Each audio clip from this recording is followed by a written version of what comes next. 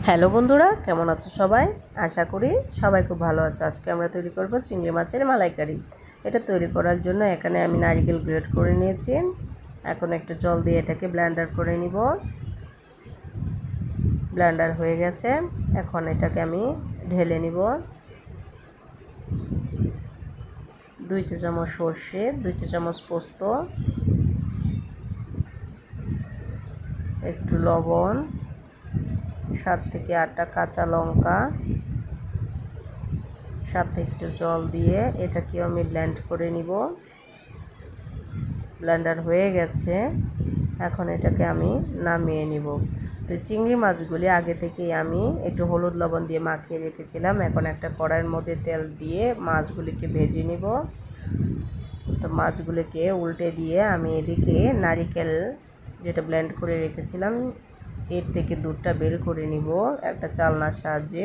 দেখো দুধটা বের হয়ে গেছে। এখন মাছগুলি ভাজা হয়ে গেছে, নামিয়ে নিব। একই কড়াইয়ের মধ্যে আমি একটু তেল দিয়ে তেজপাতা, এলাচি, দারচিনি ফোড়ন দিয়ে এর মধ্যে 1 কাপ পেঁয়াজ কুচানো দিয়ে দিব। এখন এর মধ্যে স্বাদ মতো লবণ দিয়ে দিব, হাফ চা চামচ হলুদের গুঁড়া দিব। নাড়াচাড়া করে কয়েকটা কাঁচা লঙ্কা দিয়ে দিব। পেঁয়াজটা একটু ভাজার পর হাফ চা চামচ ধনিয়া গুঁড়া, হাফ চা চামচ লঙ্কার গুঁড়া দিয়ে দিব। দিয়ে মশলাটাকে ভালোভাবে কষিয়ে নিব। কষিয়ে আমি যেই সর্ষে পোস্তদানা ব্লেন্ড করে রেখেছিলাম সেটাকে দিয়ে দিব। মশলাটা ভালো করে কষিয়ে নিয়ে ভেজে রাখা চিংড়ি মাছগুলি দিয়ে দিব। চিংড়ি মাছগুলি দিয়ে উল্টে পাল্টে দিয়ে এর মধ্যে হালকা একটু জল দিয়ে দিব। নারিকেল থেকে যেই দুধটা বেরিয়েছিল সেটাকে দিয়ে দিব।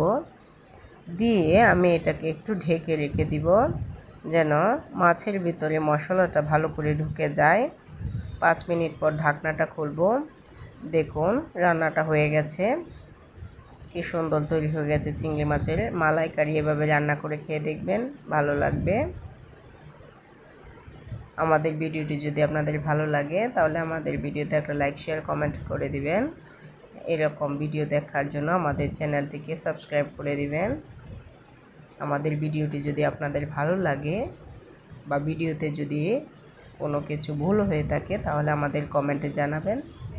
দেখুন খুব সহজেই তৈরি হয়ে গেছে আমাদের চিংড়ি মাছের মালাইকারি।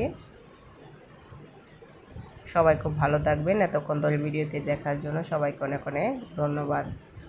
ইয়াম্মি মালাইকারি রেডি।